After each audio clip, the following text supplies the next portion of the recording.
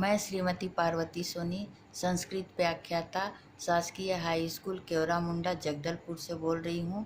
आज मैं छात्रों को संस्कृत में वर्तमान काल के नियमों के अनुसार संस्कृत में अनुवाद करना बता रही हूँ। मैं छात्रों से पूछ रही हूँ कि संस्कृत में कितने पुरुष एवं कितने वचन होते हैं। सर्वप्रथम संस्कृत में 3 वचन होते हैं, एक वचन, द्विवचन और बहुवचन। संस्कृत में 3 पुरुष होते हैं, प्रथम पुरुष, मध्यम पुरुष और अन्य पुरुष, ये 3 होते हैं। सबसे पहले मैं उत्तम पुरुष के विषय में बताना चाह रही हूँ। संस्कृत बनाने में शब्द रूप एवं धातु रूप दोनों के नियमों का प्रयोग करना पड़ता है। तो यहाँ पर उत्तम पुरुष में उत्तम यानी मैं, तो मैं केवल अकेले नहीं हूँ, मेरे साथ और भी कोई हैं जिससे वो द्विवचन में आता है, हम दोनों होते हैं। फिर हमारे बच्चे या कोई और हैं तो हम सब मिलकर के बहुवचन में आते हैं। तो शब्द रूप और धातु रूप का प्रयोग करते हुए जिस संस्कृत में अनुवाद बता रहे हैं, तो मैं पढ़ता हूँ, इसका मैं शब्द अहम शब्द रूप से होता है। शब्द रूप अहम, आवाम, वयम होता। अहम मतलब मैं, आवाम मतलब हम दोनों और वयम मतलब हम सब।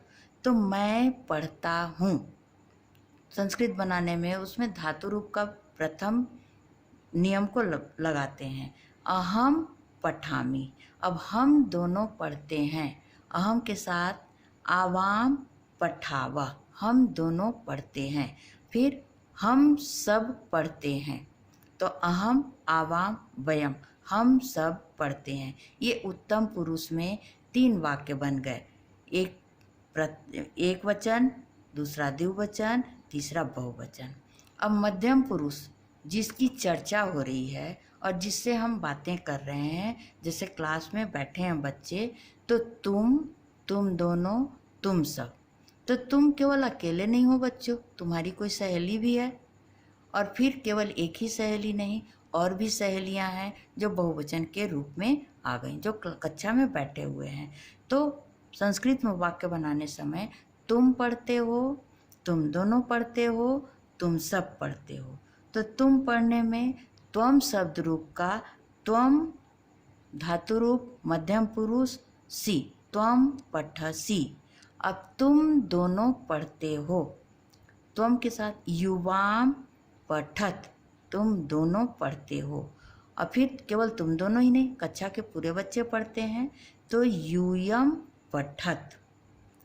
वैसे ही प्रथम पुरुष में जिसकी चर्चा चल रही है लेकिन वो यहाँ उपस्थित नहीं है, क्लास में नहीं है, लेकिन उनके विषय में बातें चल रही है, तो वह हो जाता है वह, वे दोनों, वे सब।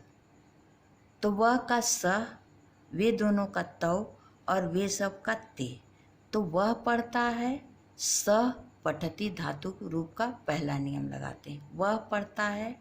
वे दोनों पढ़ते हैं, तो धातु रूप का तव और पठता, तव पठता, वे दोनों पढ़ते हैं। और वे सब पढ़ते हैं, ते पठंती।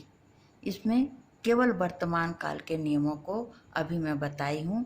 अनुवाद बनाने में शब्द रूप और धातु रूप दोनों के नियमों का समन्वय करने के बाद ही सूत्र के अनुसार बैठाने पर संस्कृत अनुवाद बनता है।